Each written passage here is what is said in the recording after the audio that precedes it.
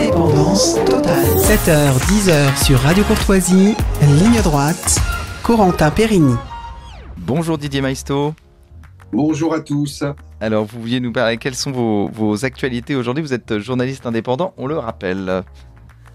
Alors, mes actualités, je vais participer à Toxin, comme vous le savez, avec Clémence Oudiakova, puisqu'elle lance son média et je vais y intervenir régulièrement. Je suis très heureux d'interviewer Michel Maffezoli. Il y a un certain temps qu'on ne s'est pas vu.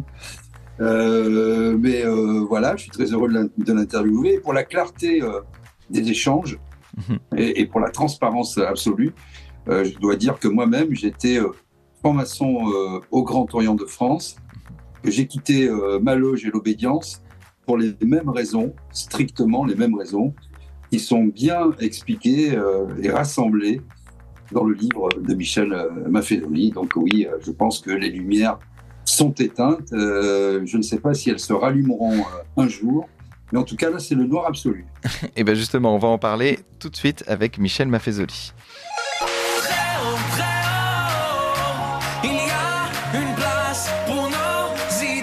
Vue de haut. Bonjour Michel Maffezoli. Bonjour. Alors je rappelle, vous êtes professeur émérite à la Sorbonne, membre de l'Institut universitaire de France.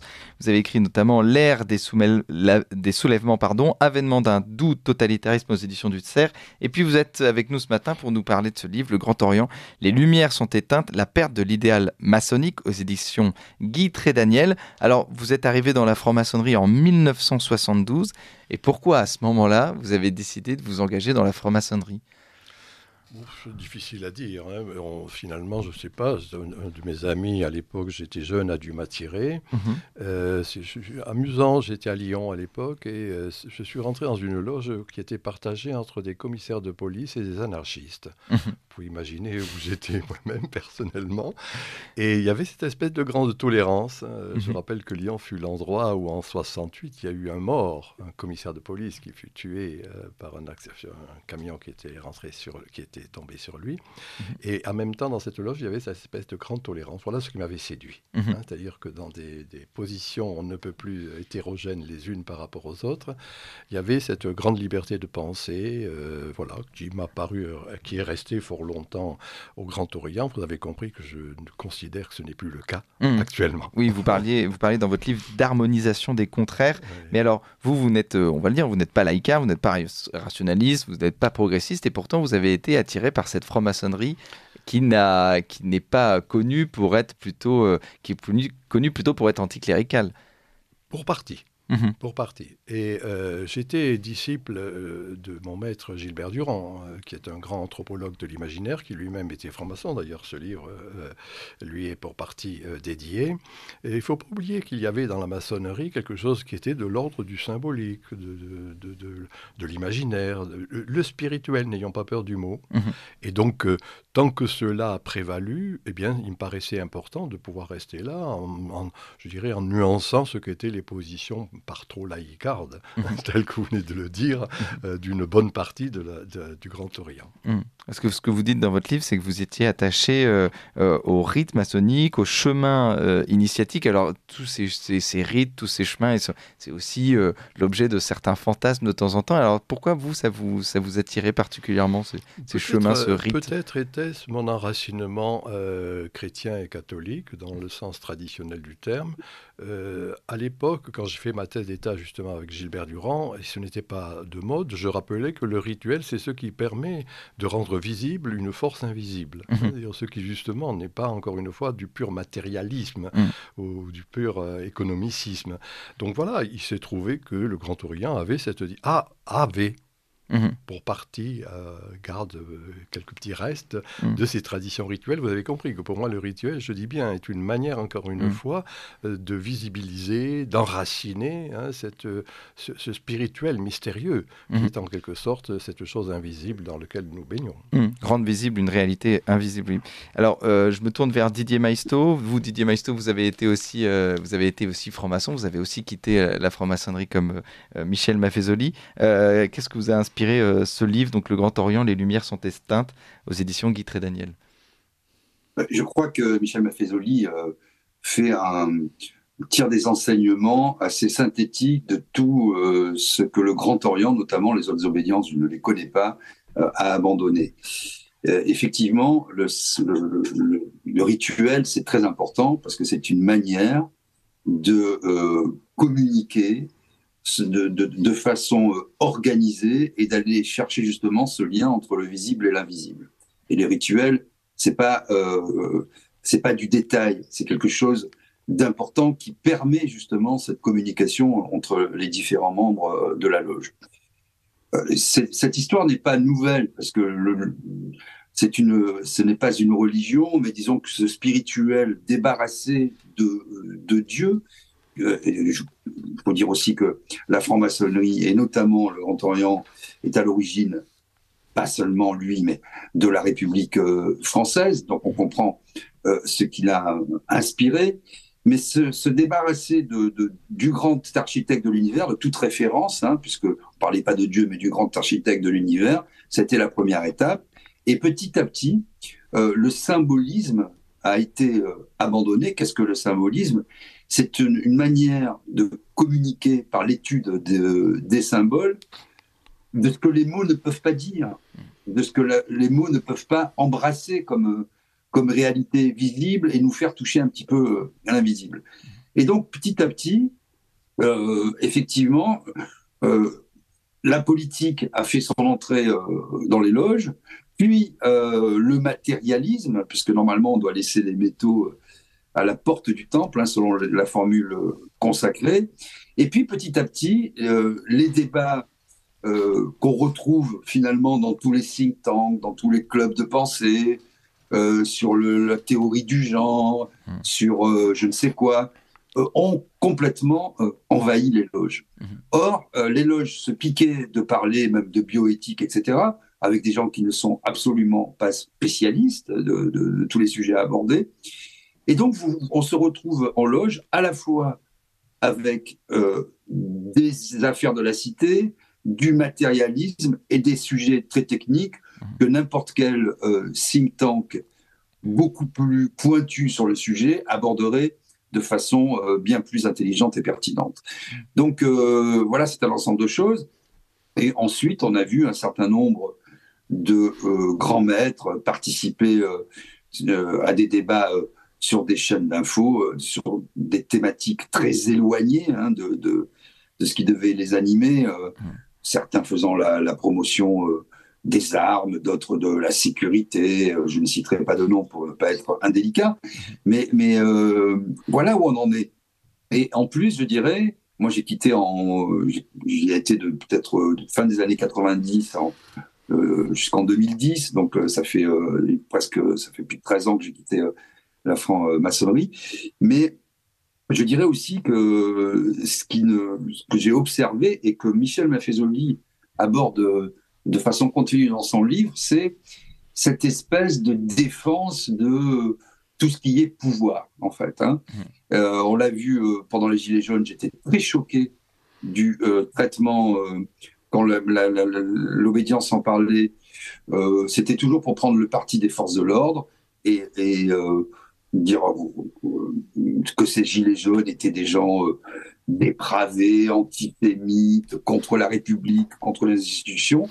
Et enfin, pendant la pandémie, la psychopandémie, comme l'appelle Michel Maffezoli, il y a eu un mutisme absolu.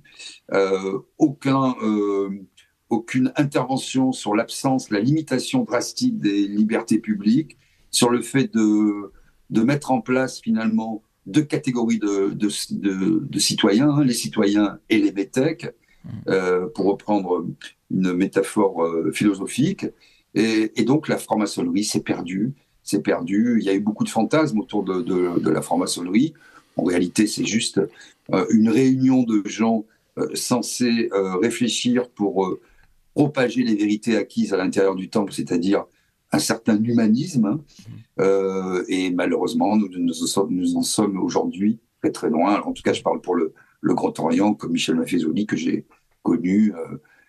Et puis, je dirais, dernière chose, je ne veux pas être trop long, il y a toute une espèce de hiérarchie, alors que les loges Alors, je ne veux pas être trop technique, mais dans les loges bleues, c'est-à-dire les loges communes, où vous avez 3 grades, apprenti, compagnon et maître, vous avez aussi d'autres loges avec des grades supérieurs, etc. Et finalement, on se rend compte qu'on retrouve exactement le même fonctionnement que dans les partis politiques, avec tout un système de hiérarchie, de plumes au derrière, comme je l'appelle. Parce que, en fait, vous avez tout un décorum, des tabliers, des cordons, etc. Mais les gens le prennent vraiment, pour beaucoup, au premier degré. Et quand ils deviennent vénérables, alors là, c'est, oh là là, c'est le Graal. Mais le Graal avec un petit G, pas la quête originelle, qui est un chemin, parce que la maçonnerie est avant tout un chemin, cette quête du Graal, ce spirituel et ce symbolisme qui les a abandonnés. Et qui aujourd'hui n'existe plus, Michel Maffezoli, oui. Oui, tout à fait. C'est un peu tout ce que je décris dans mon livre. Hein.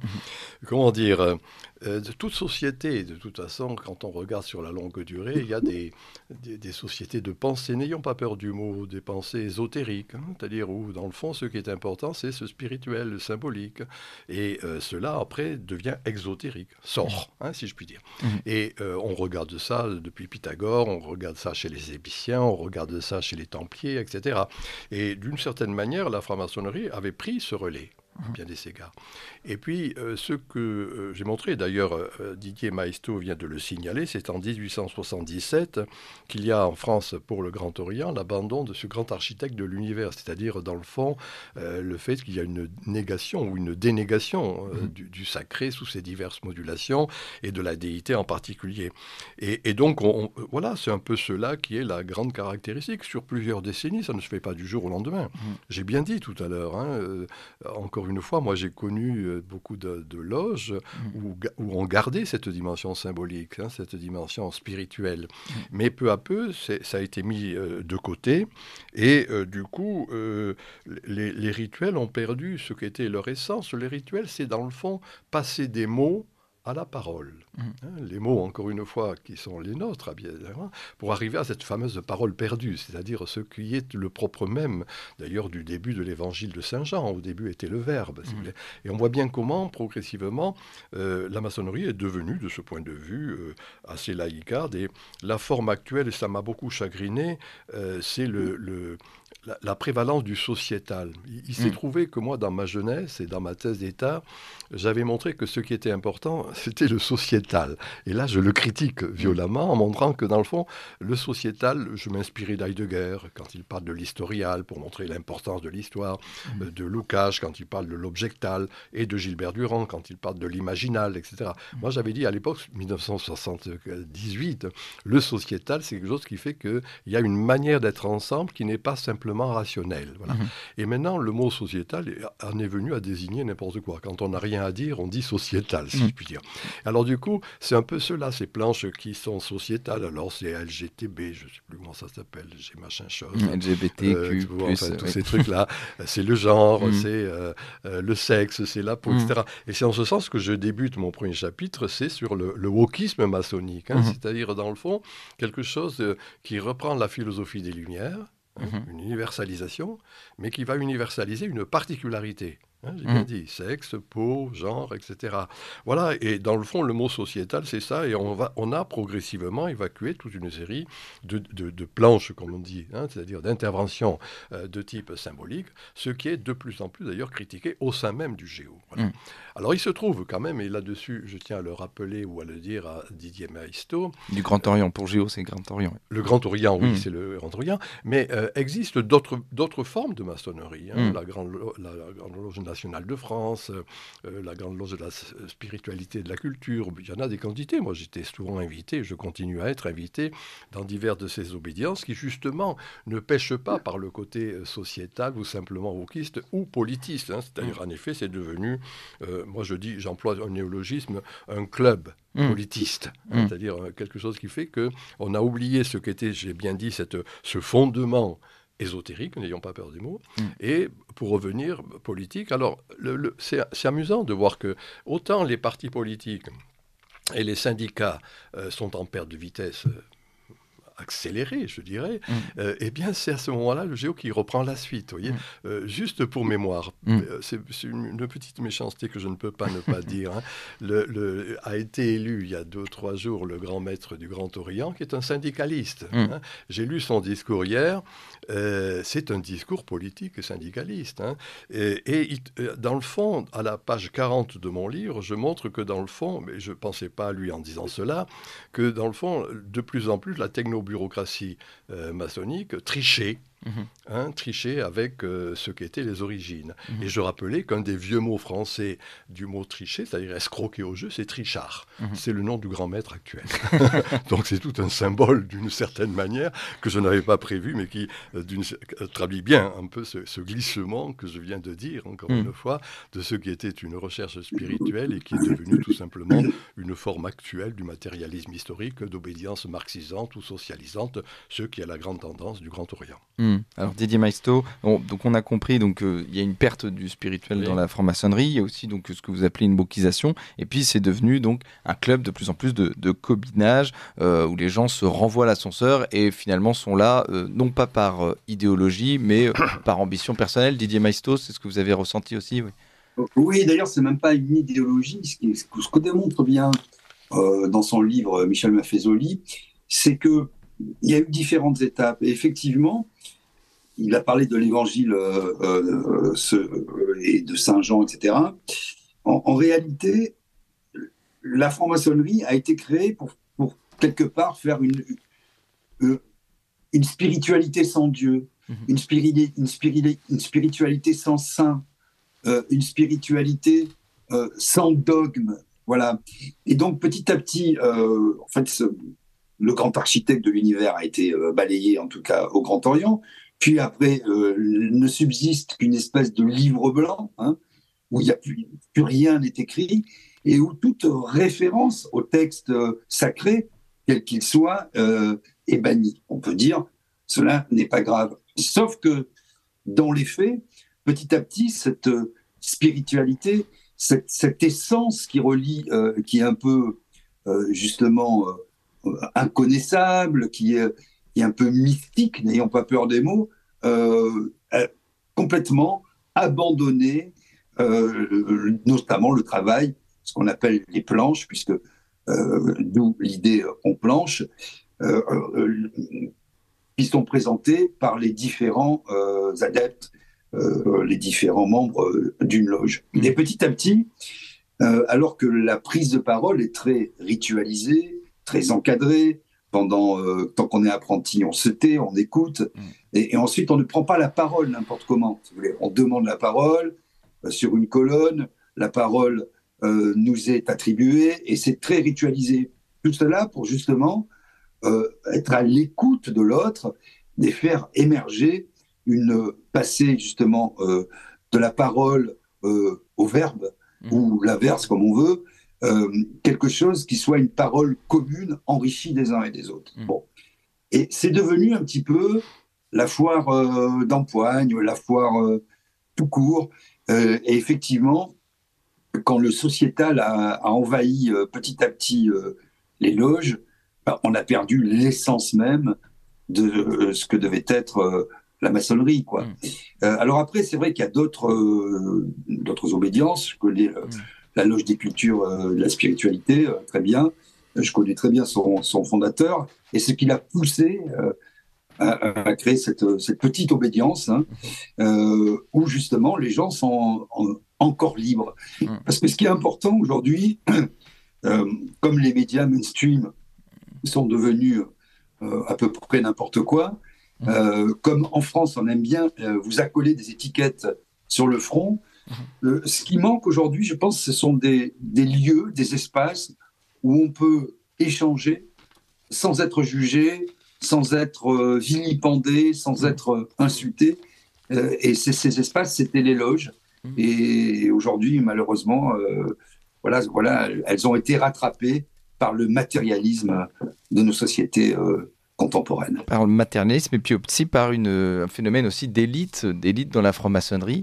élite franc-maçonne qui finalement ne donne pas vraiment leur avis aux autres, ce que vous expliquez aux autres membres de la loge, et qui impose une idéologie, ou en tout cas une certaine vision de la franc-maçonnerie, ce qui fait donc qu'il y a des départs ou même des exclusions dans la franc-maçonnerie, en tout cas dans le Grand Orient. Oui, élite, le mot est bien fort pour ce qu'il représente. Moi, je dirais que la plupart sont des ratés.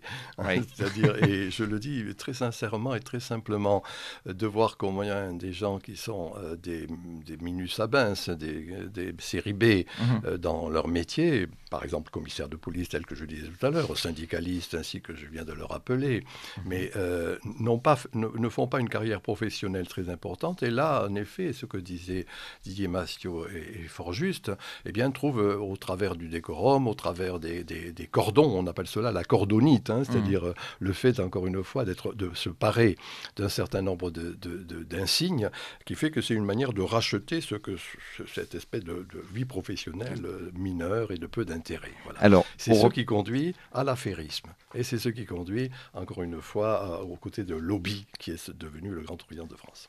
Alors, on va revenir là-dessus avec vous, Michel Maffezoli et Didier Maistre, mais tout de suite, il est 9h, c'est l'heure du bulletin d'Adèle Rosner. Ligne droite. Très haut, il y a une place pour nos idées. Vue de haut.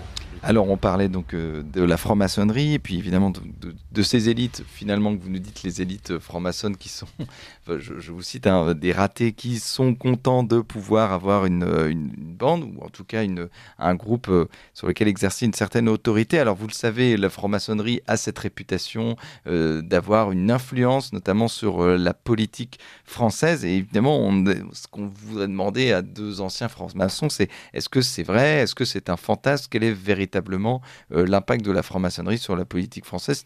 C'est un lobby parmi d'autres, ou alors c'est vraiment un lobby qui pèse en tout cas sur la politique française aujourd'hui? Non, je ne pense pas que cela soit le cas. Ce fut le cas, en effet, durant la Troisième République, par exemple, où nombre de ministres, nombre incalculable de députés étaient francs-maçons, et en particulier au Grand Orient. Ce n'est plus le cas, non, disons un lobby qui, encore une fois, mime ce qui n'est plus à l'ordre du jour, c'est-à-dire ce que j'appelle le politisme, voire le désengagement de ces jeunes générations dans les partis, puisque c'est rien du tout. Et du coup, c'est amusant de voir que c'est justement la franc-maçonnerie qui va prendre ce rôle, qui va jouer ce rôle de club. J'insiste bien, le Grand Orient est un club politiste, d'une certaine manière. Alors, c'est le wokisme, c'est le sociétal, etc.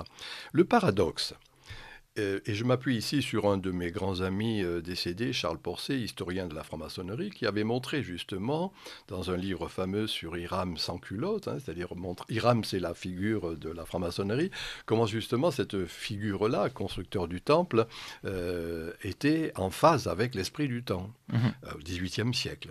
Et je termine un chapitre là-dessus en disant, qu'en est-il d'Hiram sans culotte? C'est-à-dire que d'une certaine manière, cette franc-maçonnerie n'est plus en phase avec l'esprit du temps. Je prends un point précis pour montrer cette déconnexion qui fait que ce n'est qu'un lobby qui n'est pas une vraie influence politique. Mais autant ces jeunes générations, de plus en plus, moi c'est un des éléments de la postmodernité qu'on n'ose pas étudier en France, qu'on a peur même. Donc vous êtes mot. Spécialiste. On a peur du mot. C'est tout simplement ce qui arrive après le progressisme moderne, la postmodernité.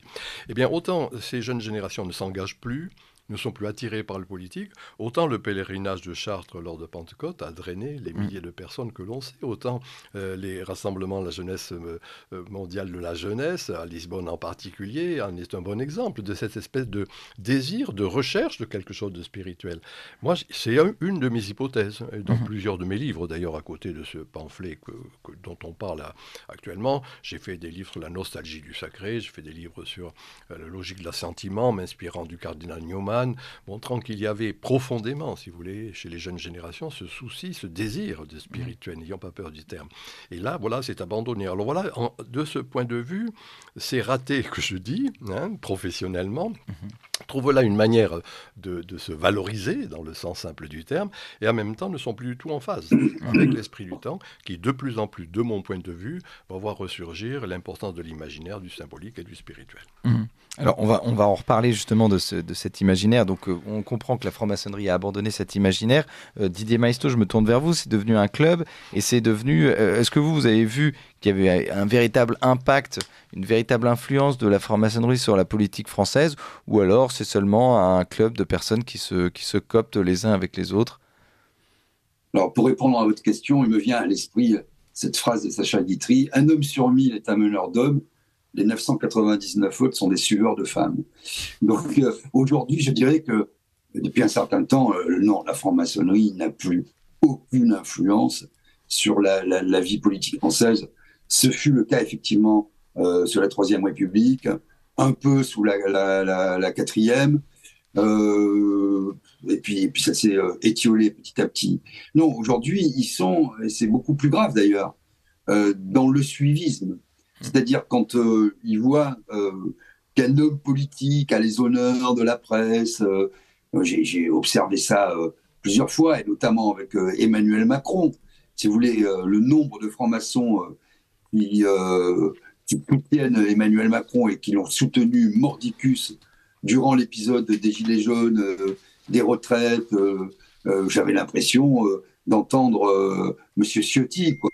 Alors, si M. Ciotti et la franc-maçonnerie française et le Grand Orient de France, je me dis que quelque part, soit M. Ciotti a fait un chemin, soit la franc-maçonnerie s'est complètement perdue. Non, voilà, je pense qu'il n'y a plus beaucoup d'influence. Alors, ça peut aider dans la promotion des carrières, ça peut aider en entreprise. Ça peut aussi, malheureusement, et certains procureurs en ont fait l'amère expérience, bloquer les rouages de la justice quand, vous savez, vous avez des francs-maçons à différents échelons. Et on peut étouffer des affaires. Et là, on est vraiment à l'opposé de ce que prône l'obédience. Donc, voilà, pour répondre à votre question, je ne pense pas que ce soit aujourd'hui le cas. C'est plutôt un club de suivisme, un club qui veut être à la mode. Vous voyez, comme souvent, moi j'entends par exemple, je vais faire un parallèle un peu osé, quand beaucoup de gens disent « Ah, le pape, il est contre le préservatif.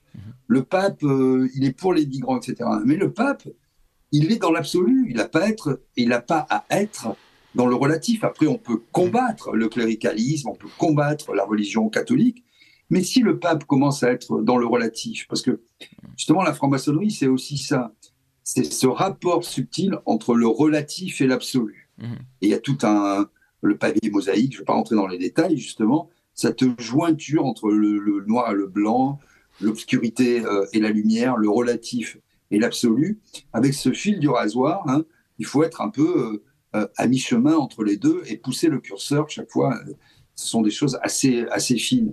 Mais si vous mélangez tout, si vous prenez l'absolu pour le relatif et le relatif pour l'absolu, vous êtes dans la confusion de pensée. Or, aujourd'hui, je pense que un des problèmes du Grand Orient, et c'est magnifiquement mis en exergue dans le livre de Michel Maffezoli, c'est que justement, ils sont dans le relativisme, dans le sociétal, dans le wokisme, la théorie de genre, etc. Mais qu'est-ce que ça vient faire dans la franc-maçonnerie ? On est vraiment déjà dans la dégradation du débat. Il faut être beaucoup plus haut, et le symbolisme aussi sert à ça, pour ne pas polluer la réflexion par la vie quotidienne de la cité, quoi. Michel Maffezoli, là-dessus, sur le relativisme de la franc-maçonnerie, le pape François avait parlé de dictature du relativisme. On est là-dessus, dans la franc-maçonnerie, en tout cas on peut... Écoutez, je préfère me taire parce que je ne suis pas très proche de ce pape François, donc je n'en dirai que du mal. Le pape, excusez-moi, le pape Benoît XVI, c'était le pape Benoît XVI, avait parlé de la dictature du relativisme. Je s'appelait comme mon frère Benoît XVI, puisque j'ai eu la chance de le rencontrer, discuter 2 fois avec lui. Je serais en désaccord avec Didier Maisto. Quand j'ai discuté avec Benoît XVI, c'était justement exemple, pour un de mes livres anciens qui a été traduit en allemand, sur un livre d'épistémologie, où je faisais l'éloge du relativisme, personnellement.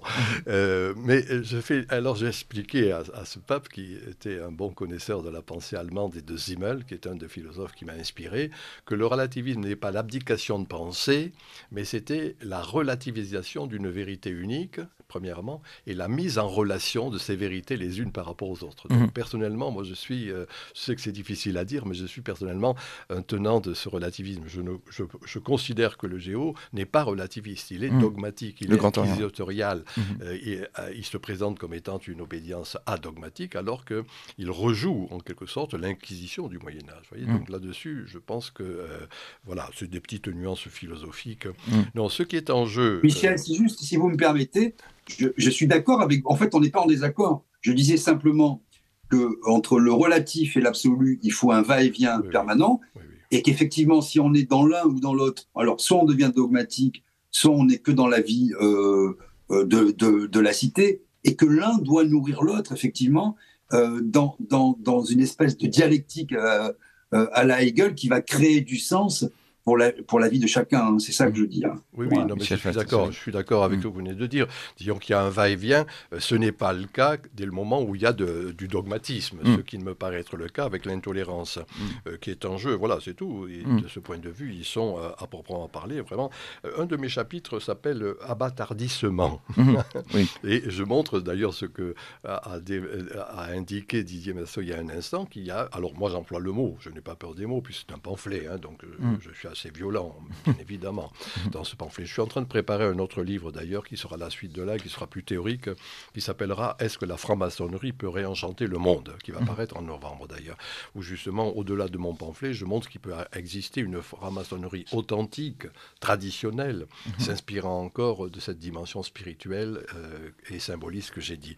Voilà, mais il se trouve qu'il y a cet abattardissement qui est en jeu. Souvenez-vous de cette phrase de Peggy, « Tout commence en mystique et s'achève en politique ». Eh bien, c'est exactement ce qui est arrivé, si vous voulez, à cette organisation qui, à partir de 1877, l'abandon du grand architecte de l'univers, est devenu de plus en plus, je crée ce petit néologisme, politiste, c'est-à-dire même pas la vraie et la belle politique telle que mon maître Julien Freud l'analysait, l'essence du politique, mais au contraire, un petit truc de marchandage, ce que j'ai dit d'affairisme, etc., qui oublie ce qu'est, en effet, l'ordre traditionnel, que j'ai dit tout à l'heure, étant un ordre ésotérique. Voilà. Mais justement, cet ésotérisme, parce que donc vous êtes engagé en 1972, ça ne vous avait donc ce retour, vous cherchiez du spirituel, un rite sacré, mais est-ce que ça n'a jamais été en contradiction justement avec votre foi catholique? Alors je sais qu'il y a des francs-maçons, vous allez me dire, comme Joseph de Metz, qui étaient des philosophes anti-révolutionnaires catholiques, mais est-ce que ça vous a jamais titillé de fait que justement l'Église catholique a aussi excommunié des francs-maçons pour leur engagement dans la franc-maçonnerie? C'est plus tout à fait l'excommunication, mais enfin c'est encore une condamnation. Voilà, moi il se trouvait que j'étais dans cette tradition messrienne, puisque vous venez de citer Joseph de Metz, qui avait cette dimension illuministe qui était la sienne, et qui en même temps était ce que je suis, moi, un vrai réactionnaire, pas un conservateur, disait Joseph de Metz, mais un vrai réactionnaire, et s'inspirant justement des vieilles traditions de la pensée ésotérique, puisque lui-même était un franc-maçon, il ne faut pas l'oublier. Non, moi ça ne m'a pas dérangé, puis ma réponse elle est simple, d'ailleurs ce que disait Didier Maisto tout à l'heure en rappelant le pavé mosaïque, qui est la mosaïque qui orne les temples maçonniques, c'est cette, si je le dis au travers d'une expression du cardinal de Cuse, coincidentia oppositorum, la coïncidence des choses opposées. Et pour ma part, c'est ce que je vivais à bien des égards, si vous voulez, cette espèce de coïncidence, comment on peut arriver à conjoindre cette dimension que vous disiez catholique il y a un instant, et puis en même temps, ces recherches spirituelles et symboliques que j'avais hérité de Gilbert Durand. Voilà. Pour moi, c'était, je dirais, c'est un peu cette tradition du blanc et du noir, cette tradition de la lumière et de l'obscurité. Un homme sans ombre n'existe pas. Voilà, c'est un zombie. Et donc, justement, j'ai essayé de ne pas être un zombie. Et vous parlez de lumière, vous dites, le Grand Orient, les lumières sont éteintes. Mais alors, on pourrait se demander, même dans la franc-maçonnerie, est-ce que les lumières ont déjà été allumées? Et est-ce que, justement, la franc-maçonnerie, ou en tout cas l'idéologie des lumières, allait arriver vers cette wokisation, vers justement ce sectarisme en tout cas de ces idées à la base, donc des Lumières on va dire plutôt de 1789 qui ont arrivé à la Révolution. C'est là-dessus où je vais être critiqué. J'espère que justement au ministère des Finances, on ne me fera pas un redressement financier ou je ne sais pas trop quoi, puisque là ils sont assez nombreux. Non, mais non, les Lumières sont éteintes, c'est-à-dire que la philosophie des Lumières est ce qui a inspiré la franc-maçonnerie, il ne faut pas l'oublier. Et de mon point de vue, quand quelque chose, s'achève, ça devient caricatural. Puisque j'ai cité Julien Freund, il montrait que les combats d'arrière-garde étaient les plus sanglants. On pressent qu'on a perdu, donc on tue. Et actuellement, pour moi, le wokisme n'est que la suite des Lumières. Je disais tout à l'heure, les Lumières, c'était l'universalisme. Là, on va universaliser une particularité. J'ai bien dit, le genre, la peau, le sexe, etc. Voilà. Donc oui, d'une certaine manière, ils se sont inspirés des Lumières et ils ont subi de la philosophie des Lumières, c'est-à-dire ce grand rationalisme qui est pour moi, je dirais, quelque chose qui n'est plus en phase avec l'esprit du temps. Sans nier la raison. Moi, j'écris un livre qui s'appelle « Éloge de la raison sensible ». Je m'inspire de saint Thomas d'Aquin là-dessus. Il n'y a rien dans l'intellect qui n'ait d'abord été dans les sens. Voilà. Et c'est ça le réalisme de saint Thomas d'Aquin. Le thomisme, oui. Oui, le thomisme, bien sûr, qui m'inspire et que je cite d'ailleurs assez souvent dans mes livres en général, dans cette perspective-là réaliste. Vous voyez, c'est-à-dire cette espèce de conjonction, je le répète, de choses opposées. Voilà, il se trouve que ça me paraît être ce qui caractérise dans le chemin initiatique et disons la carrière humaine. Le chemin de vie qui est le nôtre, justement, fonctionne sur ces deux pôles, sur ces différences. Merci Michel Maffezoli pour cet entretien passionnant. Malheureusement, évidemment, tout a une fin. Merci Didier Maisto pour vos interventions. Je rappelle, Michel Maffezoli, le titre de votre livre, Le Grand Orient, Les Lumières sont éteintes, aux éditions Guy Trédaniel. Merci à vous.